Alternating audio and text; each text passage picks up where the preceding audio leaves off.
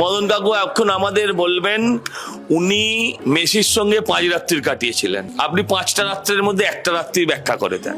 সাংঘাতিক প্রশ্ন করে ফেলেছে, মানে সজল চালাক হয়ে গেছে আমি জানতাম, কিন্তু ও যে এত চালাক হয়েছে আমি জানতাম না। কেমন ছিলাম বর্ণনা করতে গেলে এটা একটা ইন্টারন্যাশনাল ওয়ার্ল্ডের খবর হয়ে যাবে। কারণ মেসি কথা বলতো, ডিসিপ্লিন লাইফ সিস্টেমে শুয়ে পড়তো, যার এবং আপনি বুঝতেন এবং এবং যার কিছু না, এবং দোপাট ওর দোভাষীর মাধ্যমে বলতো। এই যে অরূপ দাও তো মেসিকে নিয়ে এসেছিল, মানে অরূপ দা আনেননি, ওখানে নিজের ছবি তুলেছিলেন, আপনিও ছবি তুলেছিলেন। আপনাদের মধ্যে কতটা ডিফারেন্স আছে বলে মনে হয়? আসলে সংবাদ মাধ্যম সবসময় চায় বিতর্ক, আপনাকেও সেরকম ভাবেই দিতে হবে। কিন্তু এখানে মেসি ওয়াজ সো অ্যাক্সেসিবল। সকালে কি খেত?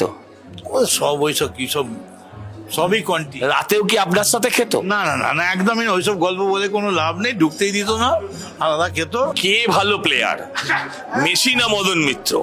আমি এইটুকুনি বলতে পারি, যদি মেসি আর আমার মধ্যে আর অরূপের মধ্যে হয়, তাহলে অরূপ অনেক বড় প্লেয়ার, ও যে কোনো সময় ফ্রিজ করে দিতে পারে। সজল এখন যা খেলছে, এখন এই মুহূর্তে একেবারে 17 মেসি, মানে পুরো উন্মাদনা। ও লাভলি। কিন্তু এখন